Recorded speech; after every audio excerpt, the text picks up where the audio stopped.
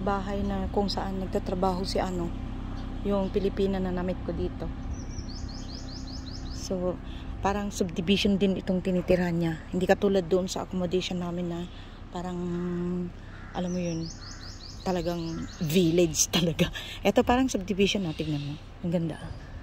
May kanya-kanyang bahay dito. May mga kanya-kanyang gate. Ang ganda, di ba? Hindi ko lang alam kung may mga Pilipina pa dito nakatira dito. Pero, yun lang. Si lang yung namit ko doon.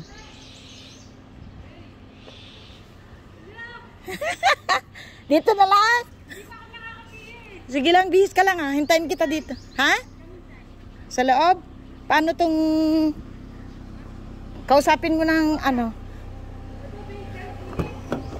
Are you okay? Are you okay here? Yeah. Yeah? Ang init ba?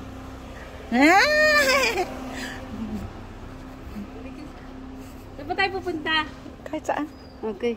Okay ka diligo. Wala ka dami ko ginawa. Ito na. Saan ba? Ikaw siya. Hello. May auntie. Yan, auntie. Hey! Wala kasi madam. Wala sila? Ha? Wala sila? Alis na. Bawa mo sana. Pasok mo yan. Teka lang. Teka na. Sige lang. Huwag kang magmadali. Dito, sa kwarto. Sa kwarto mo yato? Kwarto ko. Laki naman ang kwarto mo. Hindi mo madami mo lang matulog dito. Ha? Tulog lang ako dito. Pag holiday ako. Oh, so saan ka natutulog? Kasi sa bata, dito ako maupo. Basta ako easy. Bibis lang ako. Sige lang. Ha? Aba, may wardrobe pa.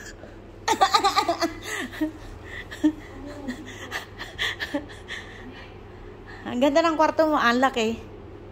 May mga Pilipina ba dyan sa tabi mo? Sa tabi? Dyan sa mga... Wala. Hala ka. Mas marami doon sa kabila. Sa Ate Debbie, ganyan. Hindi dito sa... Parang subdivision yung sa inyo eh. Oo, wala. Ay, yung daksa nila, parang village lang ba? Yung sa inyo, farm. Sus, Ginoo. New farm yung sa kanila? Oo, farm sa kanila. Kaya hindi ganun. Kaya pala. Eto, talaga to. Parang pinaka-city. Oo. Islamabad. Pero Islamabad pa rin to. Oo. Ano yung Parwindi? Ano? Parbi? Parang raw. Warpindi. Hindi pa rawalpindi.